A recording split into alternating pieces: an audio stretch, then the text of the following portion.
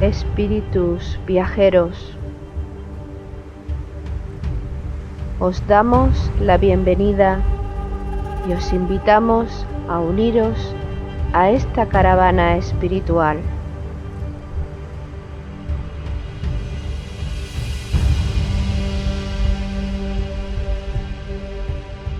Recorreremos los áridos desiertos de nuestro egoísmo personal.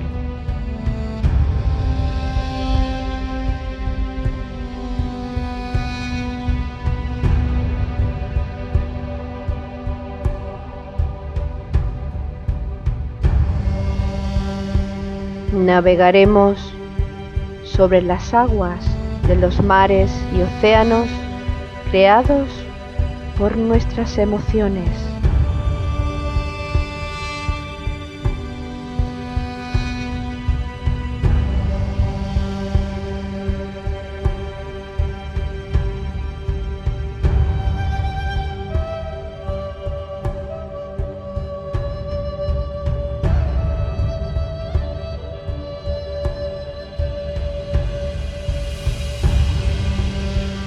Caminaremos por los fértiles valles de nuestro despertar espiritual.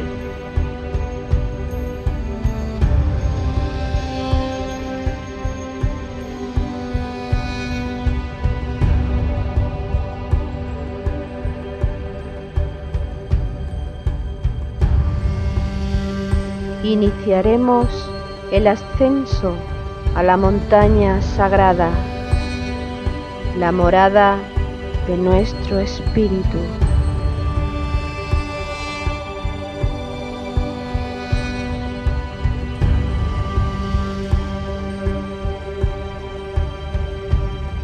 Espíritu viajero, si sientes la llamada de tu corazón deseoso, únete a nuestra caravana hacia Shambhala con alegría y gozo.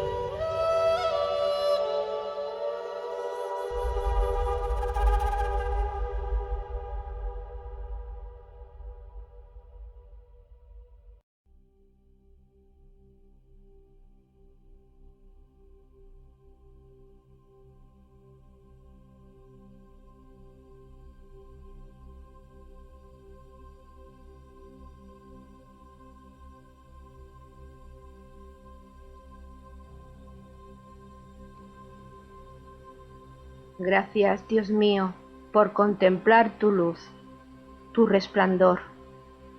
Amanece un nuevo día. Gloria a ti, Señor. Tu luz ilumina mi sendero, calienta mi corazón, me conduce al sacrificio en la cruz y a mi resurrección. En el centro de una cruz, con sus brazos iguales, símbolo de equilibrio, armonía y amor, hay clavada una rosa. Es mi alma, soy yo. Al alba, la rosa abre sus pétalos. Mis ojos te ven y se humedecen por la emoción. Te doy gracias, Dios mío, por tus bendiciones, tu luz y tu amor.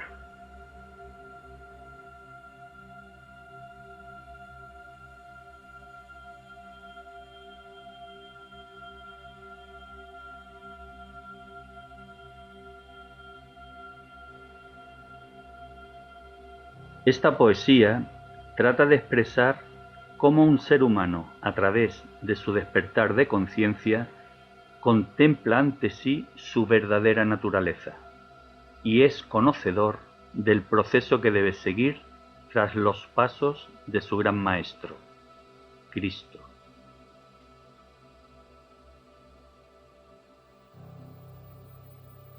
Espíritus viajeros, expedicionarios, os damos la bienvenida a esta séptima jornada de nuestra caravana espiritual hacia Shambhala. Organizan la caravana Paco Ortiz y Loli Bermúdez. Caminamos en armonía y acompañados por la música de Juan Carlos García y Jesús Aragón. comparten sus inquietudes espirituales con todos los expedicionarios, Jesús Jurado y Ana Castro. Ana, Jesús, bienvenidos. Bienvenidos, igualmente, bien hallados. Hola, buenas tardes. Al comienzo de este 7º programa, un número importante que coincide precisamente con un tema importante.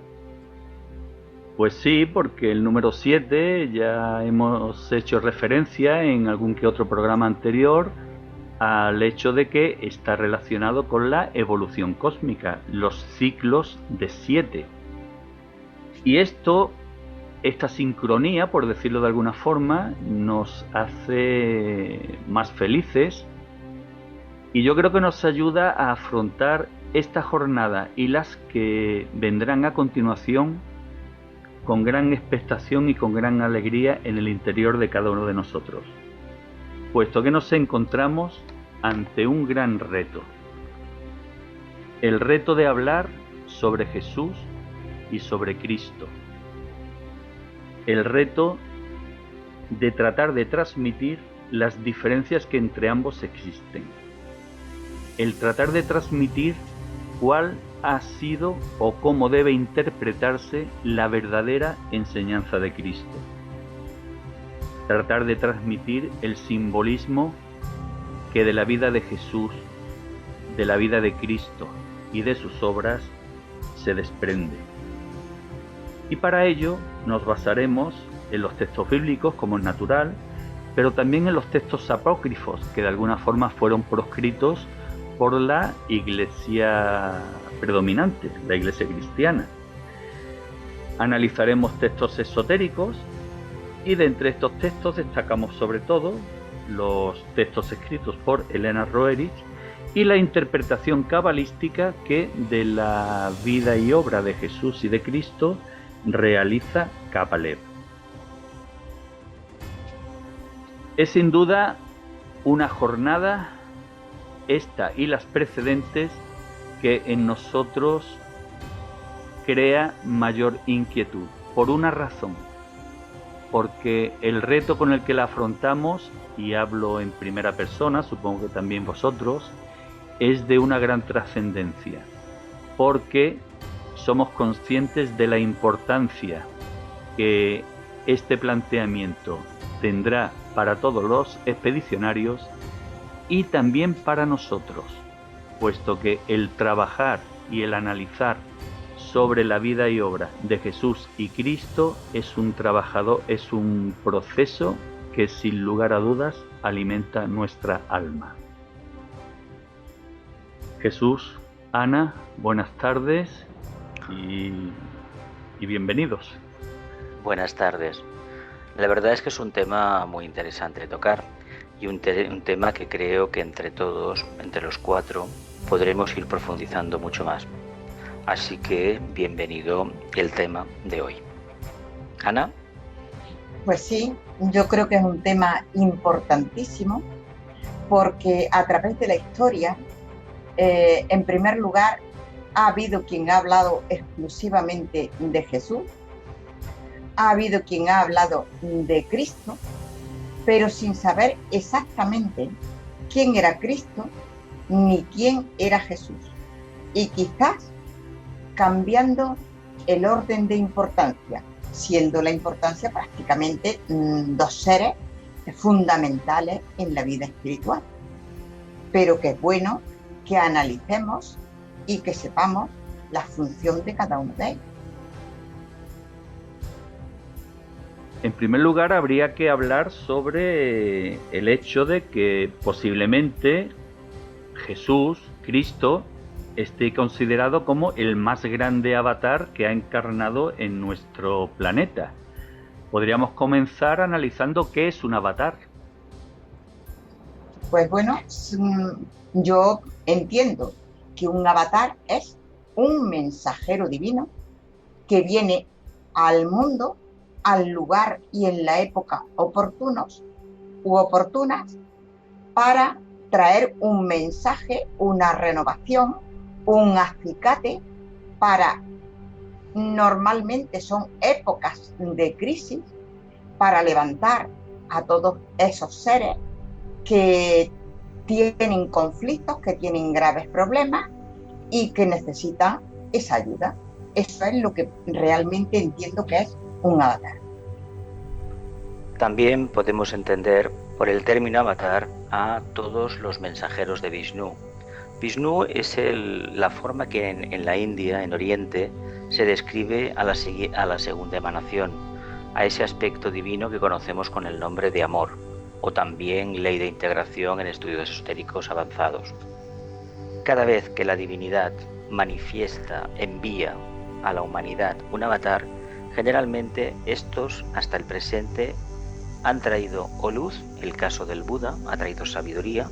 No olvidemos que la sabiduría es amor también, pero basada en la inteligencia, no en la intuición o el corazón, como sería el aspecto crístico de la compasión, que sería una forma de presentar el amor desde una perspectiva que todavía la familia humana, la humanidad, pues a lo mejor no está del todo preparada para percibir. Pero sí que es verdad que la preparación que planteó el gran Buda, este gran avatar que hubo hace unos 2700 años, enseñándonos que Dios básicamente es luz. Su hermano, el Cristo, nos dijo que Dios era amor. Si siguiéramos estas tradiciones y los seres humanos buscáramos en nuestro corazón, en nuestra profundidad de nuestra alma, la raíz de la sabiduría, de la luz, veríamos que esta básicamente es también amor. Y si esto lo manifestamos, podemos transmutar nuestra personalidad y allí donde vayamos estaremos dando luz y amor, que es lo que el mensajero de Vishnu aporta. Es decir, un avatar es este ser humano que hace posible que la divinidad se exprese a través de él. Exacto. Claro, esto plantea un gran dilema que en los orígenes de la religión cristiana supuso el primer cisma entre los cristianos, el debatir sobre la naturaleza humana o divina de Jesús. ¿Jesús era humano? ¿Era divino? Pues Jesús, el discípulo Jesús, tiene la circunstancia, manifiesta la circunstancia del arquetipo humano por excelencia. Somos humanos y somos divinos al mismo tiempo. En el momento en que podemos percibir la presencia crística, la conciencia pura, el corazón abierto, manifestamos nuestra divinidad. Mientras todavía no lo hemos manifestado, somos humanos, pero humanos orientados a la luz, con conciencia, no humanos conciencia de masa. Es diferente. Es diferente la conciencia instintiva, suele ser la del mundo animálico, a la conciencia humana que en el fondo está orientada a la luz. Pero cuando se desarrolla este aspecto crístico, este reconocimiento crístico, es decir, pensar con amor en términos de amor, es decir, la mente, una mente que piensa en términos de amor, francamente es una mente que está tocada, está coloreada por la conciencia crística. Sobre todo Jesús, siendo humano, con su parte divina, como todos los seres humanos, era un alto iniciado. Era un alto iniciado, capacitado y preparado para encarnar a Cristo. O sea, no sería posible que un ser humano normal pudiera albergar al Cristo. Necesariamente tenía que ser un alto iniciado. Y desde sus principios, Jesús era, no sé en qué nivel podría estar desde su niñez y todo eso, pero Jesús, cuando recibió a Cristo, tenía la tercera iniciación. ¿Y cómo podéis definir a Cristo? Yo hablaría de Cristo como energía crística, sin más. Y parece ser que, según nos dicen los grandes maestros, Cristo no procede de ningún ser humano. En definitiva, Jesús fue un ser humano que en un momento determinado permitió o hizo posible que penetrase en él la energía crística, hecho que está simbolizado en el bautismo en el río Jordán. Por parte de San Juan Bautista. Uh-huh. Sí, ese es el proceso arquetípico místico de transformación, de transmutación, de transustanciación que recibe el discípulo en un momento determinado. Se despierta un aspecto de la divinidad, el aspecto crístico, el aspecto amor, que hasta ese momento no es que fuera desconocido, esto hay que matizarlo, no era desconocido. Lo que sucede que ese amor que el discípulo podía manifestar no venía directamente de Shambhala, de la casa del Padre, de Dios. Como no venía directamente de Dios, el discípulo, el futuro gran iniciado, no lo podía trabajar. Y cuando se produce esa circunstancia aparece, pero en realidad la entidad que lo quiere manifestar, es un maestro de la jerarquía que se está preparando para ocupar el cargo de Bodhisattva, el cargo del Cristo.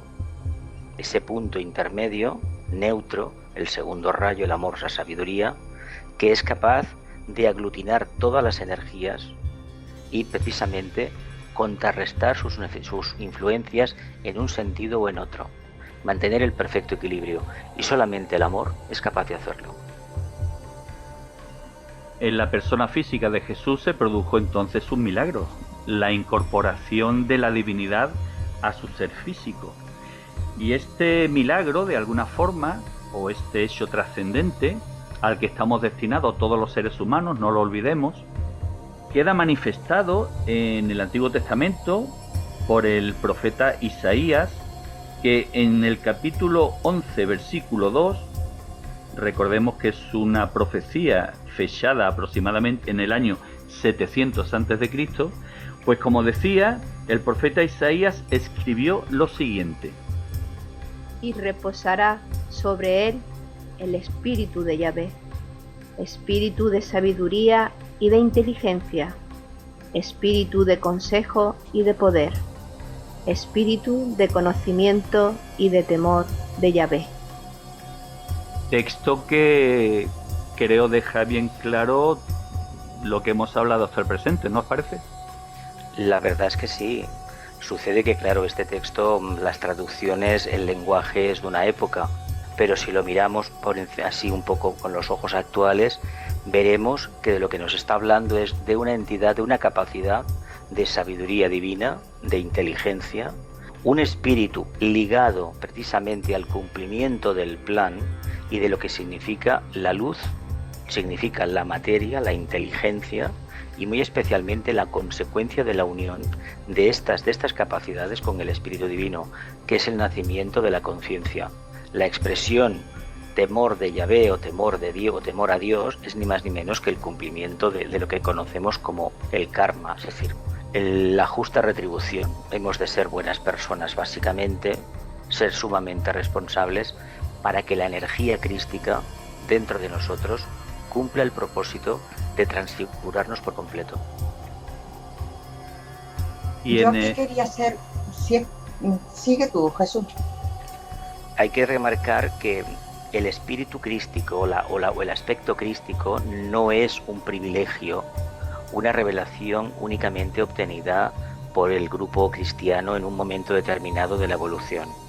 Otros grupos en la antigüedad ya se tocó el tema de la filosofía del amor, del despertar crístico. De hecho, es una característica universal desde la noche de los tiempos.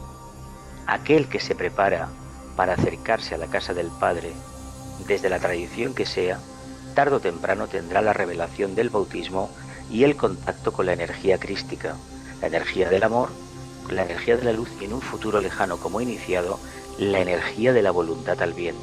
Por lo tanto, habrá completado los tres aspectos de la divinidad.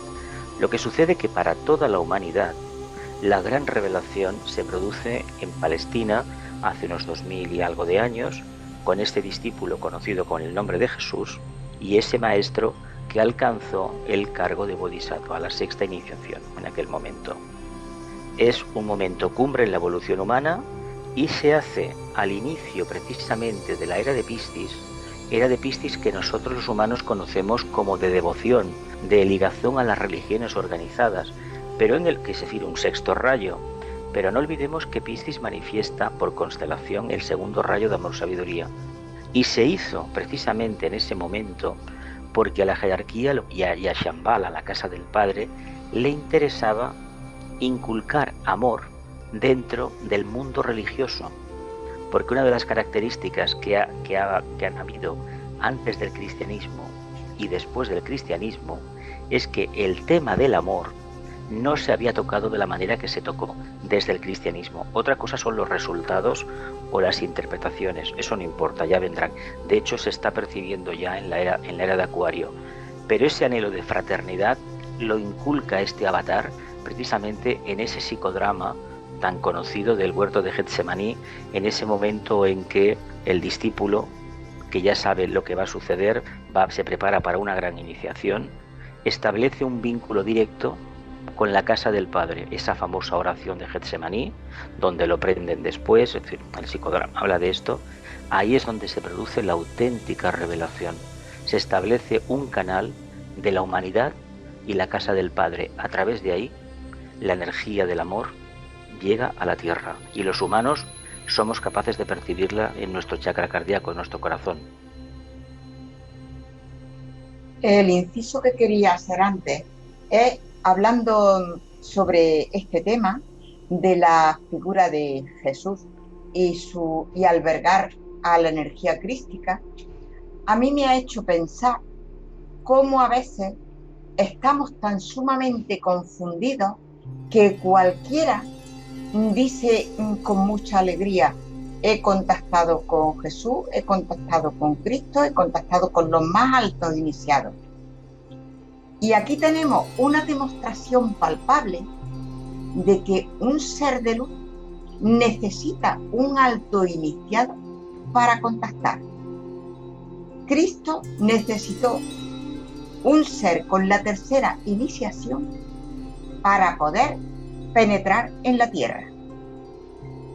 Y sin embargo esto se nos olvida a la mayoría con muchísima frecuencia, porque nos gustan a todos los milagros, que yo he visto ya a no sé cuántos seres de luz. Primero, si soy honesto, yo estoy capacitado, yo estoy purificado para que un ser de luz contacte conmigo. Estar purificado no es simplemente ser buenas personas, es muchísimo más. Y entonces aquí me ha parecido oportuno hacer este inciso porque nos refleja con muchísima claridad que un ser de luz necesita un vehículo muy elevado. Es muy interesante tu aportación, Ana, porque en programas sucesivos analizaremos precisamente este aspecto de purificación al que has hecho referencia, puesto que en la vida de Cristo, el suceso que ocurrió justo después de su bautismo fue marcharse al desierto y durante 40 días con sus respectivas noches someterse a un proceso de ayuno para purificarse, es decir, para que desapareciesen del cuerpo de Jesús las posibles impurezas que en él pudiesen existir, y así hacer posible la manifestación de la energía crística en toda su magnitud y en toda su plenitud. Y además has hecho referencia a los milagros, a que efectivamente hoy día son muchos los que contactan con la energía crística, son muchos los que presencian milagros, y es conveniente que escuchemos lo que respecto a la energía de Cristo y a los milagros se expresa en el libro de hojas del Jardín del Moria, Iluminación, por parte de Elena Roerich. El rayo de Cristo es tan científico como el rayo del sol, mas para la muchedumbre el simple encuentro de un objeto es en sí un milagro. ¿Es el cambio de razas un milagro? ¿Es la llegada de un maestro un milagro? ¿Es la llegada de Cristo un milagro? ¿Puede uno profetizar un milagro por centurias adelantadas? Un milagro profana la armonía, mientras los eventos cósmicos solo afirman la evolución.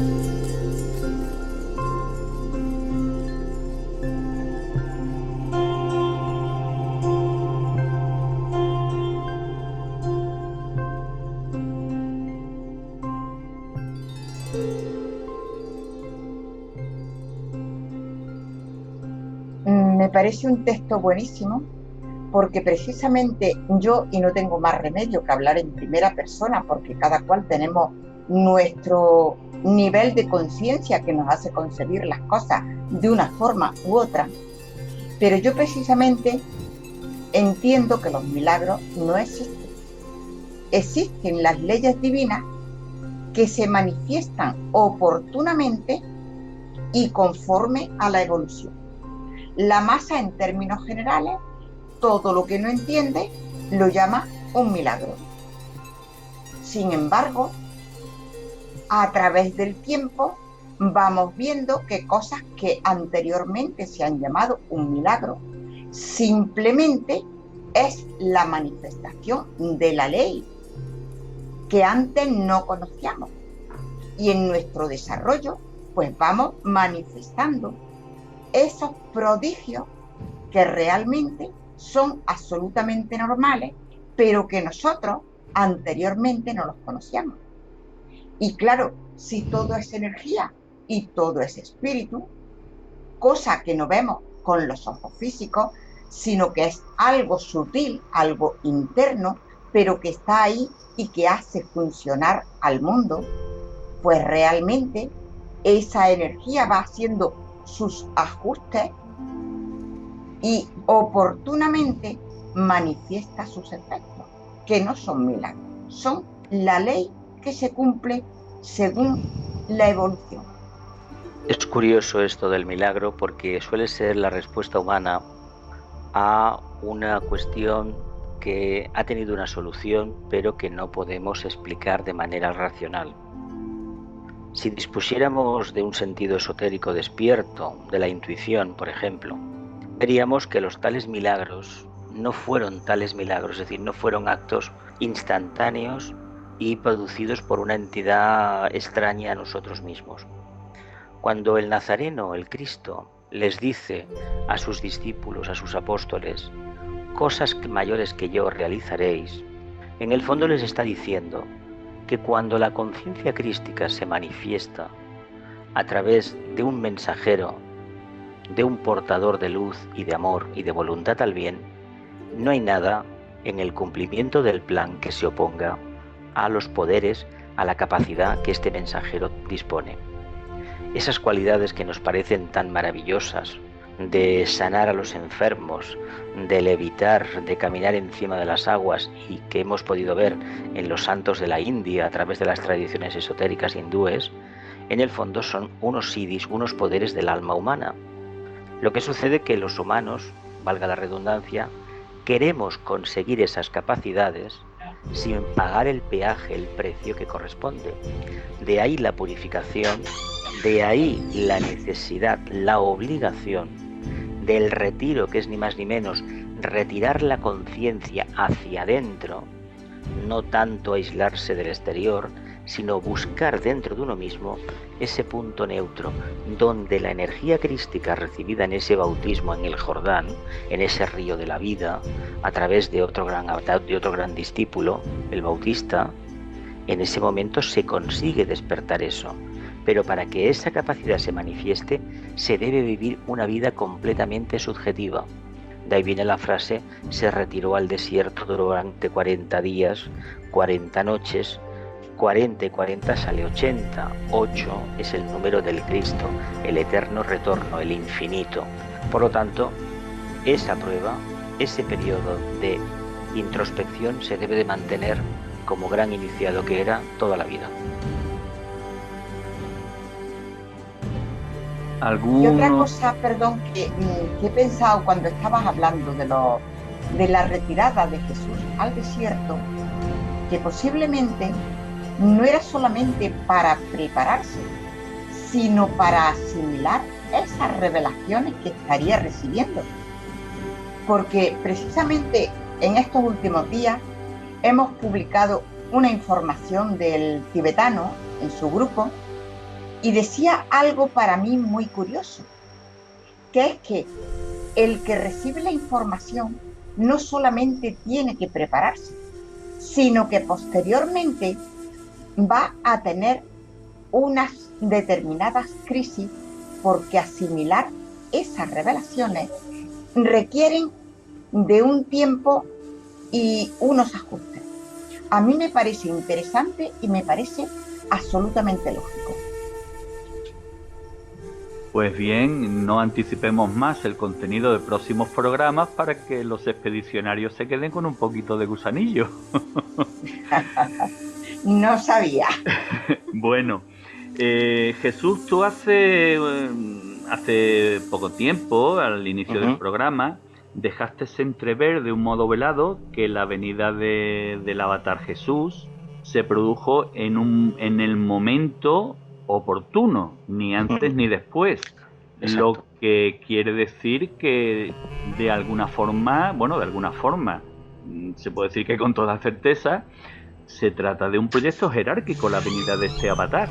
Es un proyecto jerárquico y además está ajustado a una ley de ciclos, a la ley de causa y efecto, a lo que conocemos aquí como ley del karma, o mejor dicho, ley de la justa retribución. En el Bhagavad Gita se dice que cada vez que en la tierra decae la virtud, decae la luz, el amor, decae el cumplimiento de la ley, yo me manifiesto. Aparece un avatar que es realmente alguien que dice cuál es el camino a seguir, que en el fondo, si uno los coge y los analiza, dejando de lado las circunstancias de la época, es el mismo camino siempre: la búsqueda de un estado de conciencia o tierra prometida que la humanidad puede trabajar. Esto ha sido común a todas las tradiciones, con diferentes nombres y diferentes avatares. En aquel momento había un imperio romano, el Imperio Romano, una entidad psicológica, vamos a decirlo claro, que había llegado a unas cotas de realización muy importantes, pero que a la vez estaba adentrándose en el gran pecado del culto a la materia, que fue la perdición del pueblo atlante. La clave no es tanto, para entender este proceso, no es tanto que los emperadores romanos, algunos de ellos tuvieran una moral bastante baja. No ese es el problema. El problema fue que se produjo dentro de una clase social, la clase social alta del Imperio Romano, una pasión por el lujo y por la vida cómoda, el culto al cuerpo y a los valores superfluos, que ponía en peligro precisamente el plan para la humanidad. Se aceleró el karma vemos cómo acabó el imperio en muy poco tiempo. Si miramos desde el nacimiento, sale el cristianismo, hasta que cae el imperio pasan unos 400 años, 470 años. El imperio de Occidente, en Oriente duró 1000 más. Pero hay que decir que ya no era exactamente lo mismo. Luego, después de aquel imperio cayó en manos del pueblo musulmán, eso ya lo conoce, la historia lo dice.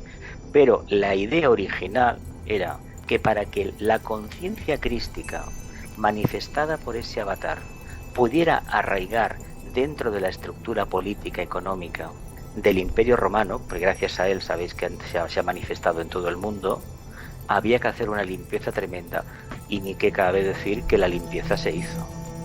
Por lo tanto, el día que llegue un futuro avatar, va a haber otra gran limpieza, porque es necesario limpiar la casa para que realmente lo nuevo pueda entrar. Pues vamos a darnos un poquito de prisa todos para purificarnos y que esta limpieza no nos arrastre. Más que nada, si nos purificamos, estamos invocando un nuevo avatar. Claro. Estamos preparando el camino. Sí, sí. Este proyecto jerárquico está contemplado en los textos considerados oficiales, en los textos bíblicos. Y lo podemos analizar si nos situamos en el momento presente de la vida de Jesús, ¿no? Del Gran Maestre. En el pasado, anteriormente a esta venida, el Génesis hablaba del hecho que se produjo cuando Abraham quería realizar un sacrificio de ofrenda a Dios. Y entonces su hijo le hizo una pregunta a la que respondió Abraham diciendo que Dios proveerá el cordero para el holocausto. Es decir, el cordero es la identificación en los textos bíblicos que se hace de la figura de Jesús. Desplacémonos en el tiempo al momento presente. Y en este momento presente de la vida de Jesús, precisamente el evangelista Juan dice en el capítulo 1, versículo 29, lo siguiente. Al siguiente día vio Juan a Jesús que venía a él, y dijo: He aquí el Cordero de Dios, que quita el pecado del mundo.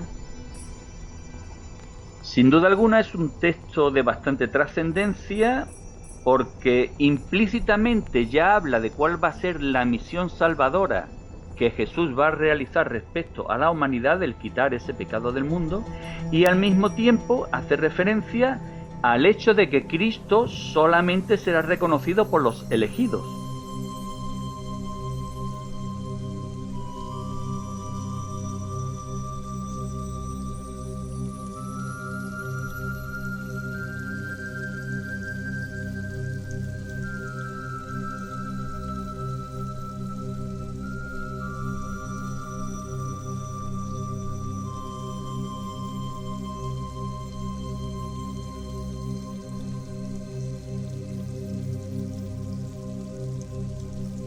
Pero situémonos ahora en el futuro, en el Apocalipsis precisamente de Juan, cuando en el capítulo 5, versículo 12, dice: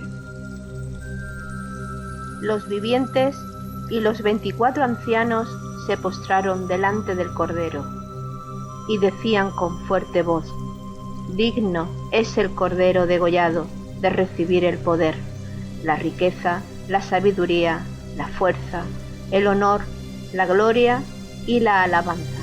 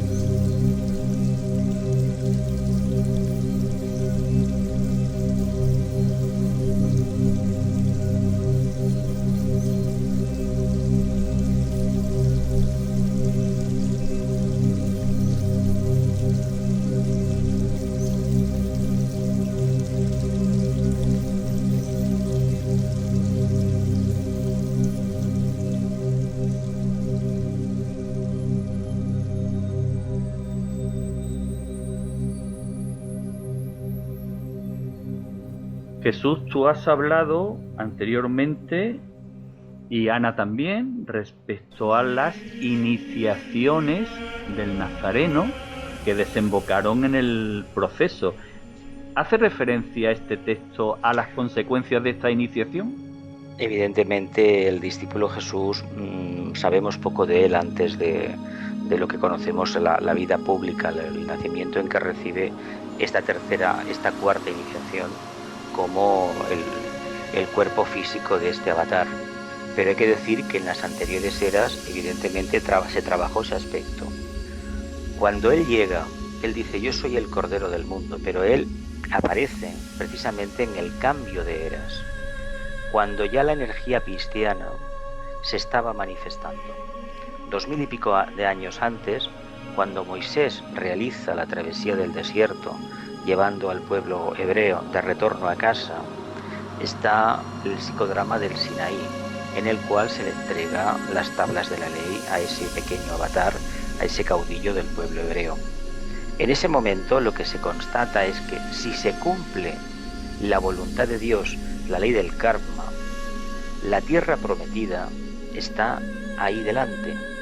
Es decir, esa era basada en la justicia, en el amor, en la voluntad al bien, en el cumplimiento del plan, está ahí enfrente. Es bajar de la montaña y percibirla, que es la era de Acuario. Sucede que los humanos pues no quieren cumplir este trabajo, nos creemos dignos merecedores de ese estado de felicidad absoluto, pero eludimos la responsabilidad que ello comporta. Claro, si no hay una forma coherente de trabajar esto, evidentemente estamos generando karma. Todas las religiones de la Tierra, a través de sus jefes, de sus exponentes máximos, han generado un karma muy difícil de solventar. Pero el problema no es de esa religión ni de lo que encierra ese camino de acercamiento a Dios. Ha sido la interpretación egoísta que han hecho los diferentes instructores en cualquier parte del mundo y a través de cualquier religión o filosofía de vida. Si hubiera verdadero amor, no olvidemos que la religión en general, con mayúsculas, es básicamente amor. Ya se puede expresar a través del judaísmo, del islamismo, del hinduismo, del cristianismo y de todas las religiones que pueda haber en la tierra. Si no hay amor, que significa, ni más ni menos, identificación con el Creador y con todo lo manifestado, no le podemos llamar a eso religión. El problema es que una cuestión es el aspecto arquetípico de la religión, identificación con el todo, que francamente es muy difícil de entender, muy difícil si no se dispone de una conciencia muy elevada. Y otra cosa es lo que en el día a día solemos apreciar: intereses mezquinos por parte de los diferentes exponentes de las religiones organizadas, que en el fondo lo que están exponiendo es un estado de conciencia común a toda la humanidad. Pero yo creo que efectivamente, en primer lugar, estos versículos me parecen muy interesantes y efectivamente yo creo que hacen referencia a las iniciaciones, o más bien a lo que es la evolución en sí. Las palabras de "he aquí el Cordero de Dios que quita el pecado del mundo", yo interpreto que quitar el pecado del mundo realmente se puede quitar de distintas maneras. Ha hecho referencia a Jesús a que en las distintas venidas de avatares ha habido una limpieza por medio de muy distintas formas, de hecatombes, pues no sé, de ciclones, de lo que sea, ¿no? Entonces es una forma de limpiar, una forma de que se queden esos seres capaces de seguir evolucionando. Por otra parte, dice: digno es el Cordero degollado de recibir el poder, la riqueza, la sabiduría, la fuerza, el honor, la gloria y la alabanza. Está haciendo referencia a esa evolución que tanto sacrificio nos cuesta, y sacrificio no es nada más que sagrado oficio, que es lo que vino Cristo a enseñarnos el camino a seguir para llegar a la meta, para que el plan de Dios se cumpla en la tierra, para que nosotros lleguemos a la casa del Padre. Eso lo vamos consiguiendo mediante esos sacrificios. Por eso dice, el cordero digno es el cordero degollado de recibir el poder, la riqueza, la sabiduría, etcétera. ¿Qué es lo que va a recibir? ¿Qué es lo que vamos a recibir? Vamos a recibir una ampliación de conciencia, vamos a recibir las distintas iniciaciones, y los avatares vienen a ayudarnos en todo esto. Estas expresiones tienen mucho que ver con el mito de Hércules en el signo de Aries. La nota clave de este signo en los trabajos de Hércules es: surjo y desde el plano de la mente gobierno. Cuando gobierna la mente, el cumplimiento del propósito se lleva a cabo. Si fuera el vehículo emocional, evidentemente va a ser muy difícil que podamos manifestar ese arquetipo de voluntad al bien, ese primer rayo de actividad, de búsqueda del poder a través del cumplimiento de la ley, manifestar ese propósito divino de manera inteligente, se producirá en el momento en que la conciencia humana esté en la mente abstracta y en realidad el hijo de la mente, el alma, esté manifestada, es decir, la conciencia crística esté asociada al Cordero, sea precisamente la que gobierne la vida diaria. La vida diaria de cada ser humano y por lo tanto el proceso de evolución individual que cada uno debemos de seguir para que la conciencia crística se manifieste en nosotros. Y como estábamos hablando del pasado, presente y futuro de este proyecto del Cordero, todo queda sintetizado y resumido en el texto del Apocalipsis de Juan, capítulo 7, versículo 14.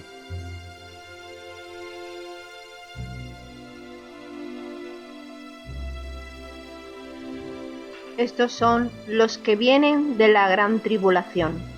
Han lavado sus vestiduras y las han blanqueado con la sangre del Cordero.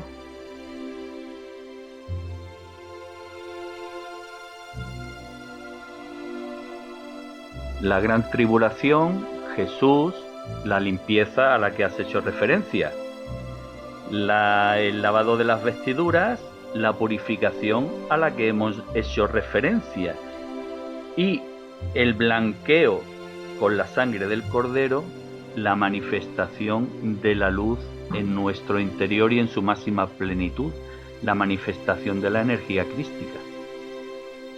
Es una forma de explicar este misterio iniciático a través de un simbolismo y dando a entender que detrás de estos simbolismos, de estos mitos, de estos desarrollos de conciencia, hay un trabajo muy concreto a realizar.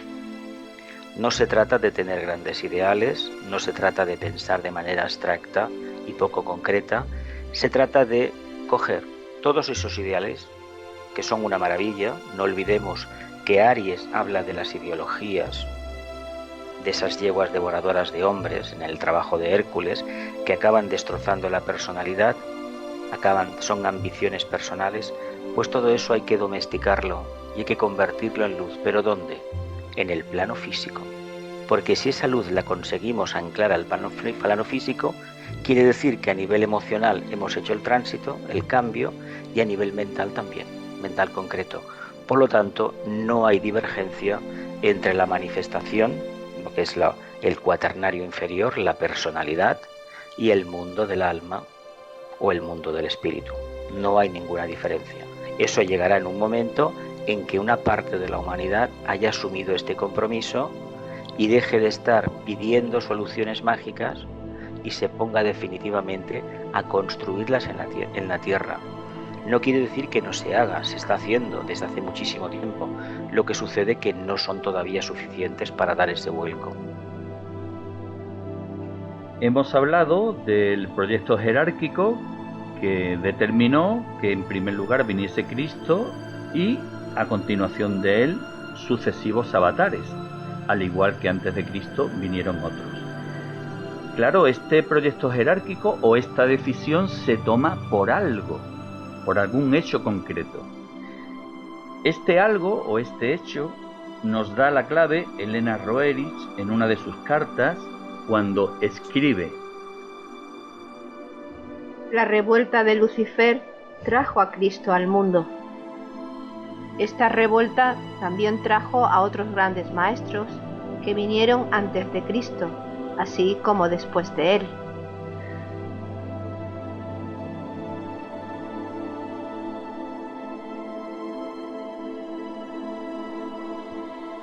Esta frase de la revuelta de Lucifer trajo a Cristo al mundo tiene mucha tela que cortar, ¿no? Bueno, cuando todo avatar viene precedido por una serie de pequeñas expansiones de conciencia. Hay un grupo que a lo largo de la evolución ha encarnado para ir construyendo ese camino que luego van a transitar los pies del avatar, los pies del Cristo. Cuando a los seres humanos se les pide que preparen el camino de retorno del Cristo, lo que se les está diciendo es que a través de sus correctas acciones, no de declararse buenas personas, que eso no sirve de mucho, sino de trabajar realmente como personas responsables, con amor, con inofensividad, lo que están haciendo es construir un puente para que pueda descender, pueda transitar y llegar a nosotros esa energía. No olvidemos que cuando llega un avatar a la Tierra, lo hace para toda la humanidad, pero es bien cierto que no toda la humanidad en ese momento está preparada para ese mensaje, ya le llegará, no importa, pero los que sí son responsables y son conscientes de lo que está sucediendo, deben armarse de mucho más valor y profundizar en el trabajo, porque es una oportunidad única. Si ahora, en este momento que estamos viviendo de grandes cambios en toda la humanidad, donde hay grupos que intentan sembrar el miedo, el terror, nos dejamos arrastrar por esas energías, resulta que la luz, el amor y la voluntad al bien se van a ir igual por ese camino. Mientras que si entendemos lo que está sucediendo, que un grupo pequeño, reducido, quiere manifestar la luz, el amor y la voluntad al bien, y los otros quieren sembrar la confusión, si perseveramos en el camino correcto, el camino del Cristo, tarde o temprano la parte oscura no tendrá nada que hacer. Pero lo importante es que la confianza interna no desfallezca nunca, y eso es una característica de la conciencia crística, confianza absoluta en la divinidad. ¿Por qué todas las religiones del mundo, todas, insisten en que no hay nada más grande que Dios, con el nombre que le quieran dar, y que debemos confiar plenamente en la divinidad? ¿Por qué lo dicen? Porque la línea del segundo rayo, la del amor, la del camino a la casa del Padre por la puerta grande, está basada en el amor, en la conciencia crística despierta. Para profundizar en ese trabajo individual del que has hecho referencia, deberíamos de profundizar un poco en el conocimiento. Y a este aspecto, claro, es interesante el aclarar qué significa la revuelta de Lucifer, porque parece ser que Lucifer, el diablo Satanás, es una invención, pero ni es como nos lo ponen en las películas, ni por supuesto es una invención. Mira, Lucifer es el espíritu de la luz. Es el nombre que se le dio durante bastante tiempo a Dios, es el mismo nombre, básicamente. ¿Por qué se produjo el cambio? Bueno, del siglo XX acontecieron fenómenos terribles en Europa, y ese grupo que los llevó a cabo era muy experto en ciencias esotéricas. Y a partir de ahí empezó antes, en realidad, el nombre de Lucifer, el espíritu de la luz, adquirió un matiz completamente diferente a su verdadera esencia.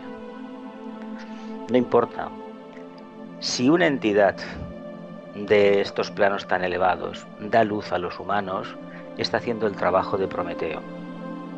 Esto es la intuición, Mercurio, el cuarto rayo, la armonía a través del conflicto.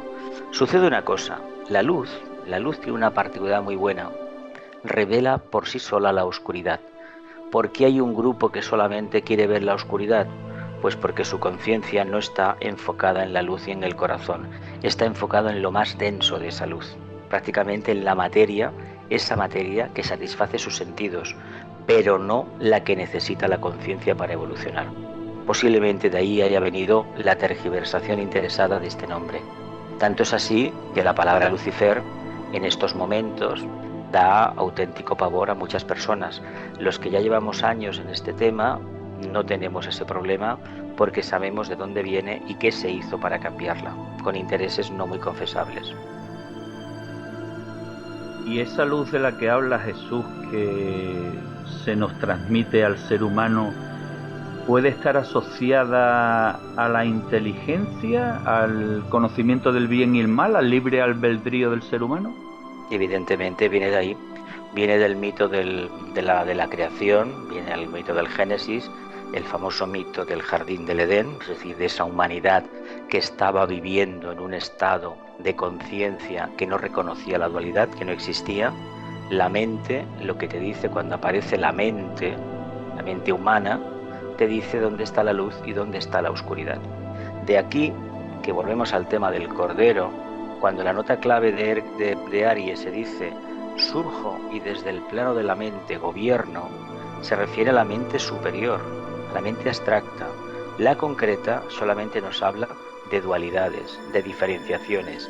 Tú eres un hombre, una mujer, un rico, un pobre, un blanco, un negro y nada más. Pero no profundiza, sino en la mente abstracta, esa que empieza a estar tocada realmente por esa chispa divina, por esa luz superior, que en el fondo es sabiduría, esa sí que nos dice que hay unidad. Pero la mente concreta nos habla siempre de separatividad. Por esto se le cambia el nombre a esa entidad, porque lo que se quería fomentar era ni más ni menos que es la división en los seres humanos. Y francamente se ha conseguido.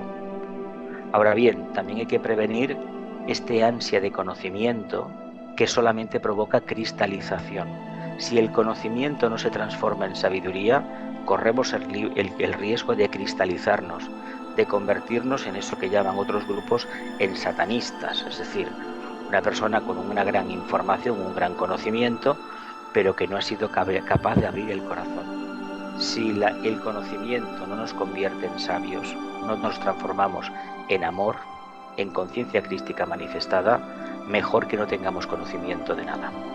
Mejor.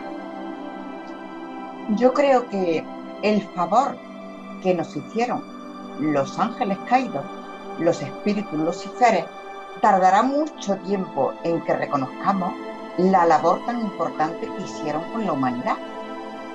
Seguramente que en aquella época las iglesias no estaban muy interesadas en que la luz auténtica penetrara en la mente de los hombres, porque sin censurar a ninguna iglesia, porque a todos nos han servido las distintas religiones por las que hemos pasado, pero indiscutiblemente están basadas en dogmas, lo bueno, lo malo, lo que te permito y lo que no te permito.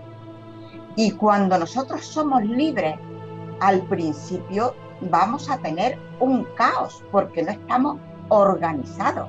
Es como el preso que se ha tirado no sé cuántos años en prisión y luego sale a la calle. No sabe moverse, no sabe defenderse, no sabe relacionarse, etc. Entonces, la luz que ellos nos aportaron posiblemente nos produjo en principio un caos que nos dio lugar a distinguir la luz y la sombra, el bien y el mal, el recto camino y el camino de los placeres, de las atracciones y deseos emocionales, etc. Pero esa libertad, esa luz amplia nos abría el camino para nosotros, los seres humanos, crecer y desarrollarnos como los seres divinos que somos. Y por eso yo considero que es importantísimo que profundicemos en esta idea y que no caigamos en el error de pensar que los ángeles caídos fueron malignos. Al contrario, se sacrificaron para entrar en la tierra con toda su luz y darnos esa luz a la humanidad. Entiendo. Es que la luz, estamos en el tema de siempre, tema recurrente en los diálogos esotéricos, espirituales. La luz revela siempre la parte oscura, la dualidad. ¿Y por qué debemos profundizar en la luz? Porque gracias a la profundización en la misma, descubrimos aquellos aspectos de nuestra forma de expresar, de nuestra forma de expresión, que todavía no han sido correctamente iluminados. Lo vemos en nosotros, lo vemos en los demás, y si tenemos conciencia crística en vías de apertura, vamos a hacer lo posible para corregir todo aquello que todavía impide que la verdadera luz se manifieste. Los magos negros son grandes esoteristas, todos, pero carecen de amor. Al carecer de amor, lo que tienen es una erudición tremenda, pero la erudición en un tema, en una materia como la esotérica, la filosofía antigua, etcétera, etcétera, o la religión, si realmente no va acompañada de una apertura del corazón, es francamente, no diré peligrosa, pero difícil de llevar. Es una energía muy, muy poderosa. Es que entiendo que en este caso del mago negro, y ya para dejar mínimamente aclarado esto, un mago blanco, yo entiendo que solamente puede ser un ser que se ha purificado y ha llegado a la iluminación. Y el mago negro, al no alcanzar el amor, al no manifestar el amor, no puede alcanzar tampoco la iluminación. Luego sus obras no estarán nunca de acuerdo ni con el plan divino ni con las leyes divinas.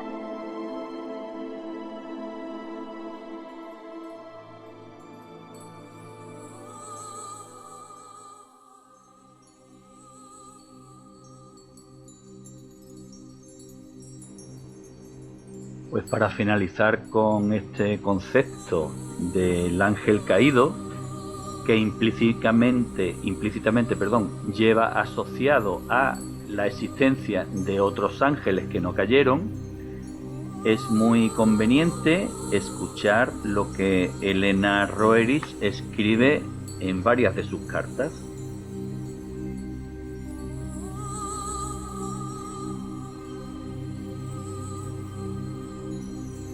Siete Kumaras o ángeles vinieron juntos con Lucifer a la tierra. Además, el mismo Lucifer, antes de su caída, era también un dador de luz, ya que él también participaba en el despertar de las habilidades superiores del hombre. Espíritus elevados, junto con el ángel caído, trajeron a la humanidad la luz de la inteligencia y el gran regalo de la inmortalidad. En consecuencia, ellos son precisamente quienes debieron haber sido llamados los que trajeron la luz, o los lucíferes. El ángel caído perdió su derecho de ser nombrado así.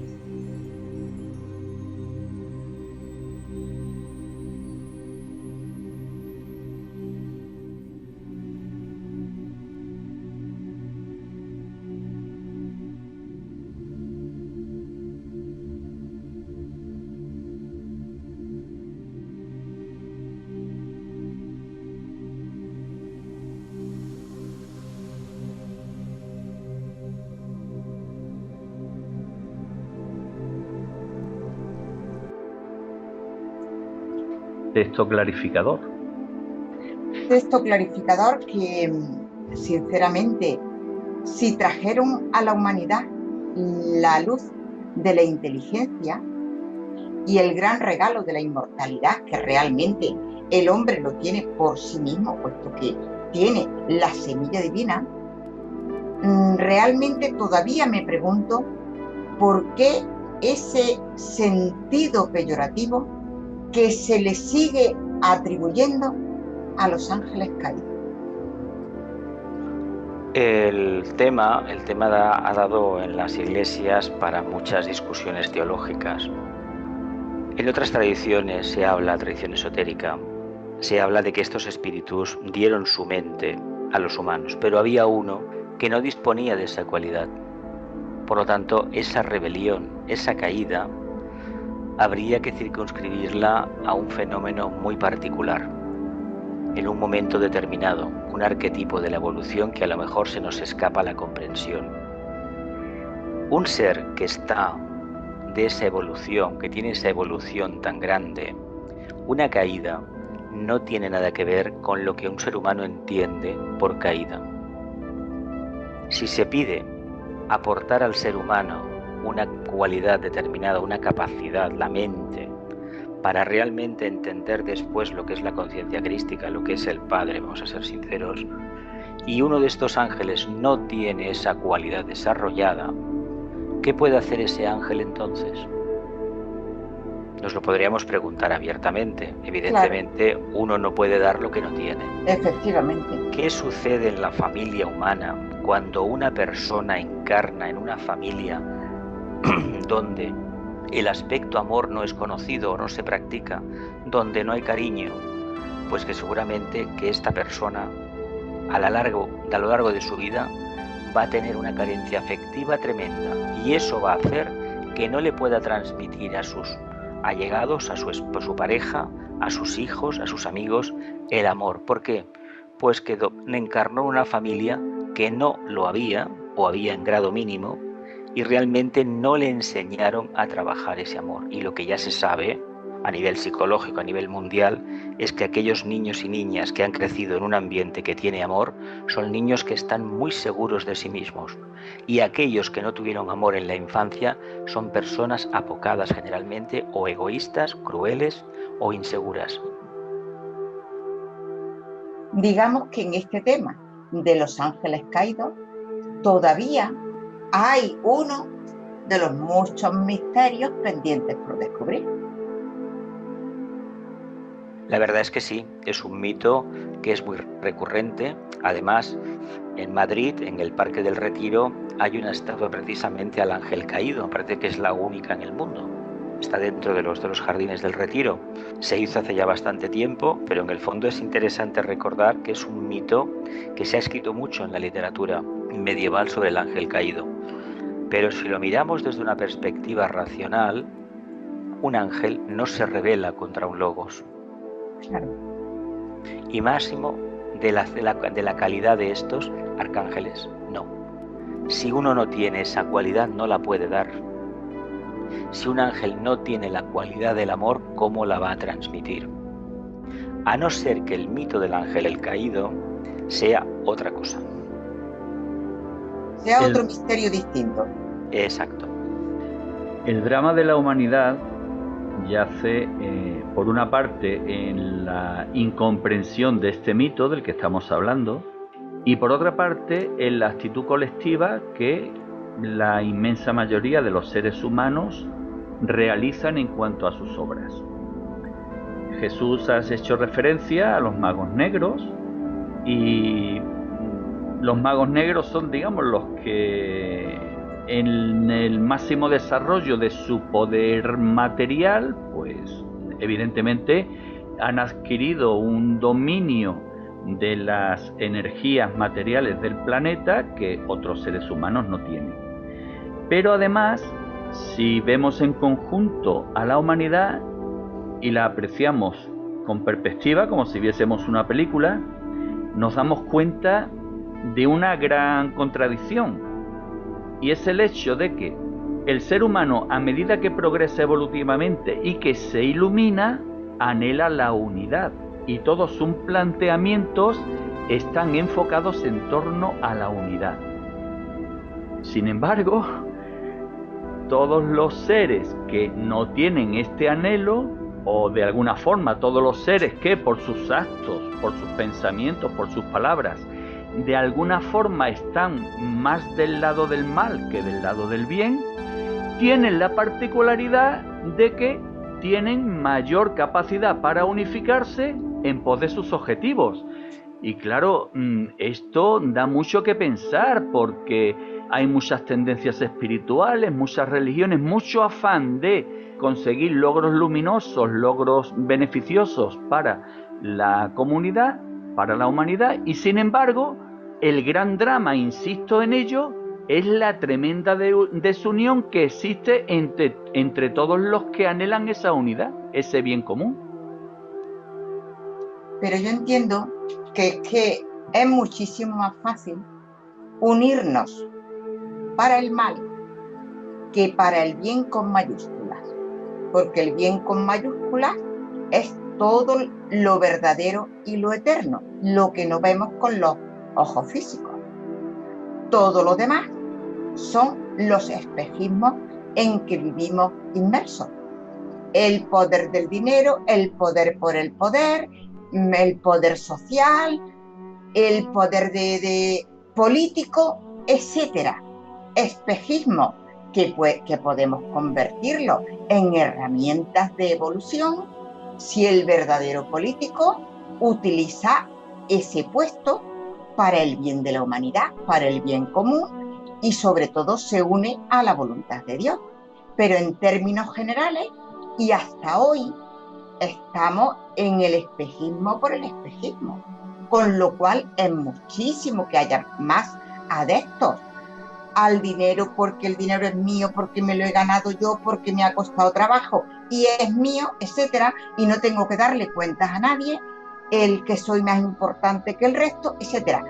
Es el dominio de los espejismos y de ahí viene la soledad del discípulo, porque se va retirando de todo eso y asumir que no tiene esa protección de los que consideraba sus amigos, sus hermanos, sus compañeros, etcétera, pues es difícil hasta que no se asume que es un proceso que tenemos que superar y nada más.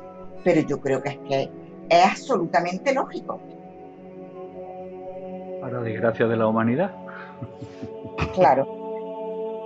Bueno, hemos hablado de Jesús, hemos hablado de Cristo, hemos hablado de un proyecto jerárquico, pero falta un poco quizás la piedra angular de la jornada que estamos desarrollando.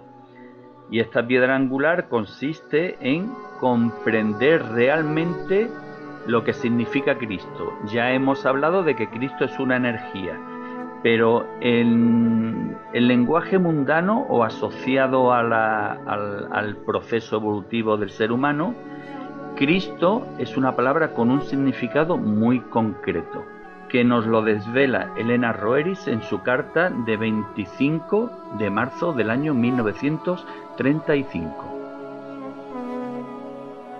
Los términos Crestos y Cristos fueron tomados de los diccionarios de los misterios paganos. Crestos o neófito es aquel que ha pasado por todos los sufrimientos y ha aprobado todas las pruebas en el último ritual de iniciación. Luego, el ungido se convierte en Cristo, el purificado. Su personalidad finita se funde con su individualidad infinita y entonces él se convierte en un ego inmortal.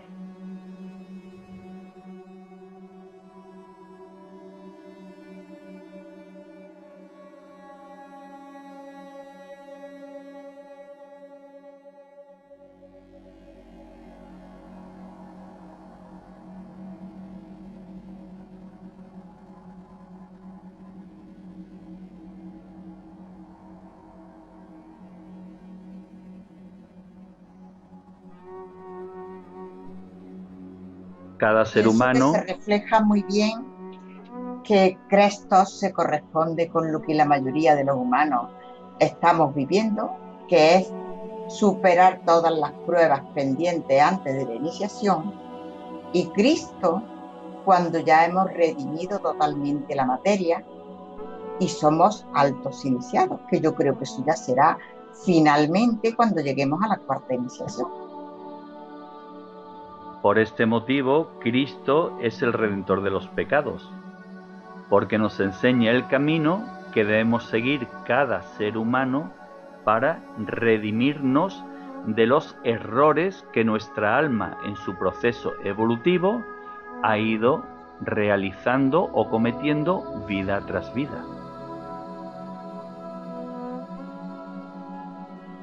¿Ha sido la Iglesia Católica fiel a esta naturaleza de Cristo, a este significado o al mensaje de su enseñanza, de su naturaleza? A mi entender, no lo ha podido plasmar, no lo ha podido percibir, salvo honrosas excepciones. Sí que lo ha percibido y lo ha llevado a cabo, lo han llevado a cabo en este caso, los fundadores de las órdenes monásticas o religiosas. Órdenes como por ejemplo la fundada por San Benito de Nursia, los benedictinos, los seguidores de San Francisco de Asís, franciscanos, y tantos y tantos y tantos, incluso Santo Domingo de Guzmán, los dominicos, creadores de aquel pecado de herejía denominado Inquisición. Pero hay que decir que esta Inquisición se genera no tanto por la orden, sino por el poder político de la época. Todo hay que decirlo. ¿Por qué no se ha podido trabajar a nivel de conciencia crística el cristianismo, por ejemplo, en Europa o en nuestro país, en España? Pues por la misma razón que ninguna de las demás religiones del mundo ha podido trabajar lo más profundo de su planteamiento. Porque ni la jerarquía, el grupo dirigente de esa organización, de esa iglesia, de esa comunidad de creyentes, tenía la capacidad de percibir esos misterios. Mirad, hay un tema muy interesante asociado al tema del cristianismo. Sabemos que el maestro, el nazareno, no escribió nada, como tampoco escribió nada Buda. De hecho, la transmisión era toda oral y los estudiantes, los seguidores, tomaban apuntes. Imaginaos hace 2000 años, ¿qué sería eso de tomar apuntes? No había ni imprenta, el papel no se conocía, no se utilizaba como se utiliza ahora, había tablillas de arcilla, había papiros, bueno, ya lo conocemos esto por la historia. Era muy difícil conservar un mensaje. Era la tradición, teniendo en cuenta que los seguidores de estos avatares, la mayoría, no tenían una formación académica, solamente unos cuantos. El Jesús de Nazaret sí que había recibido una esmerada educación para la época, era un rabino, no nos engañemos, era un rabino judío, como lo fue también Pablo de Tarso, con una grandísima formación. Esto de que el avatar no tenía base, la tenía. Lo que sucede es que a él le tocó hablar de algo muy profundo. Él instituyó una organización para manifestar su mensaje. El cargo de obispo, lo instituyó él. El cargo que conocemos ahora como cardenal es un cargo político de la Iglesia Católica. Incluso dicen que podría ser cardenal alguien que no estuviera, una mujer, por ejemplo, si el Vaticano lo decidiera, porque no fue un cargo instituido por el maestro. Y se dice además a nivel esotérico que para llegar a ser obispo, si se hubiera seguido la tradición original impuesta, el obispo debería tener una cuarta iniciación y el Papa, el sumo pontífice, una quinta, con lo cual el maestro, ocupando el cargo de jefe de esta iglesia, podría tener contacto con Shambhala. Ya sabéis que es una prerrogativa de todos los maestros de la jerarquía.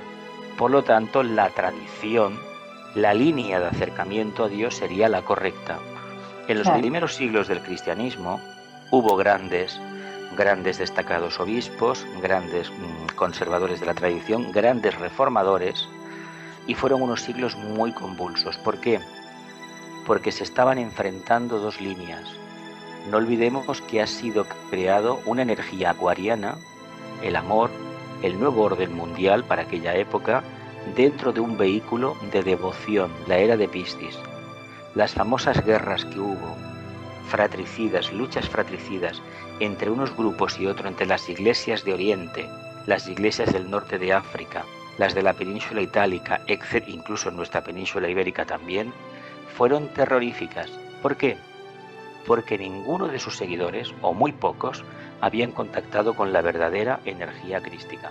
Es un proceso de largo alcance, y cuando uno se aferra a la ideología, a lo que queda de esa idea arquetípica y lo convierte en obligado cumplimiento, está generando un conflicto. Pero ese conflicto lo único que indica es que a través de esa tradición, de la forma en que se la interpreta y se la siga, jamás se llegará a la casa del Padre, porque esa tradición no responde al verdadero patrón arquetípico de contacto con Dios, con el corazón abierto, con Cristo. Y sobre todo, cuando no se tiene el nivel evolutivo necesario, es imposible contactar con Shambhala. Exacto. De ahí la trascendencia que hemos expresado al principio de intentar transmitir el verdadero significado de la verdadera enseñanza de Cristo, puesto que al ser una enseñanza que no ha quedado escrita de modo directo por sus discípulos, como bien has expresado, Jesús, pues es una enseñanza que se presta mucho a la tergiversación y a la distorsión en favor de los ambiciosos que ostentan el poder de la jerarquía mundana, el poder de la Iglesia, esa Iglesia que para justificar su existencia se basa en las palabras de Cristo, en las que dijo: sobre Pedro, sobre ti edificaré mi Iglesia. Palabras que en jornadas posteriores analizaremos en la profundidad que se merece. Pues creemos que va siendo hora de descansar, puesto que la jornada, aunque ha sido relativamente corta, espiritualmente ha sido bastante intensa, bastante clarificadora, bastante emotiva incluso. Y como siempre, Loli y yo agradecemos vuestra participación y os invitamos a realizar una última reflexión.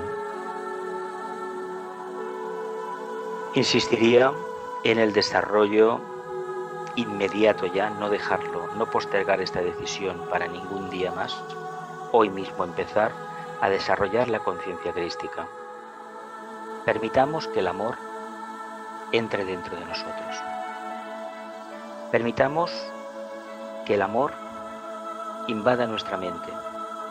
Si permitimos que el amor invada nuestra mente, no surgirán de nosotros pensamientos egoístas ni hirientes hacia los demás. No olvidemos que los seres humanos estamos alcanzando un nivel de conciencia de la quinta raza ariano y tenemos mucho poder mental, mucho. También hay otros, una parte de la humanidad que tiene muchísimo poder emocional, muchísimo.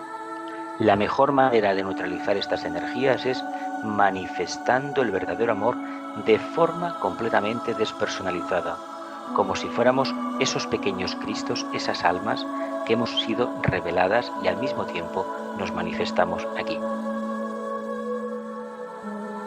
Pues yo añadiría como conclusión final que efectivamente Cristo simboliza el amor.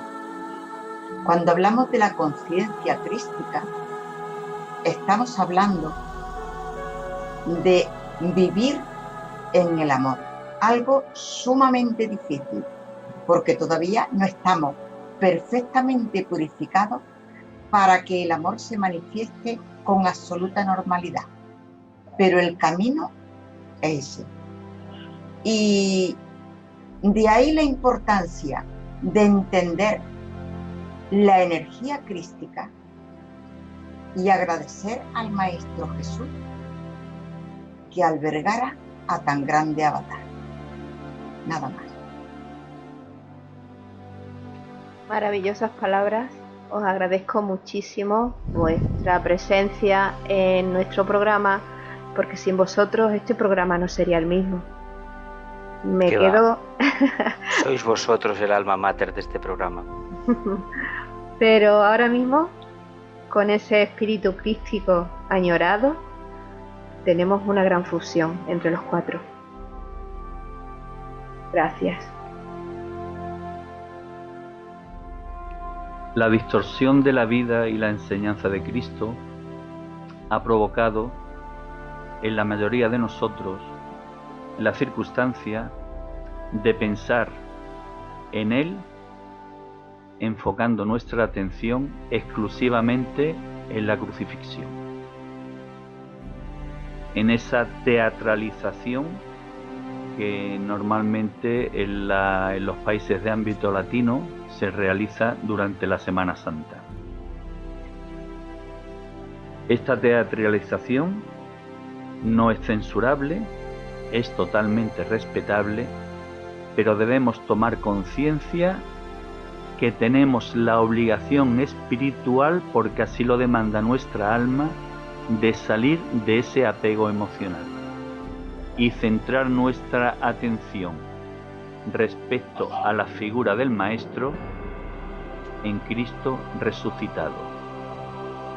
Ese gran ser que hizo posible que el discípulo Jesús construyese su cuerpo de luz y pudiera manifestarse a sus apóstoles tanto en vida como después de la muerte física. Espíritus viajeros, queridos hermanos expedicionarios, manifestar a Cristo en nuestro interior es una necesidad tanto individual como colectiva. Esta manifestación solo puede conseguirse desapegándonos de los aspectos materiales que nos atrapan y enfocando nuestra atención y nuestra intención de vida en el cosmos, en el universo, en el infinito, ya que esto hará posible que en nosotros podamos recibir respuestas desde las alturas. Nos despedimos con un texto que invita a la reflexión, un texto del libro de Hojas del Jardín del Moria, la llamada aforismo número 3.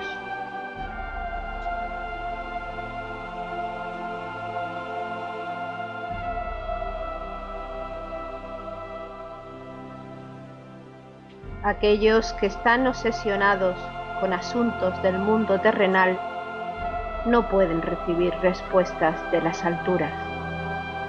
El destino puede ser vencido si manifestáis a Cristo, quien se sacrificó por la verdad.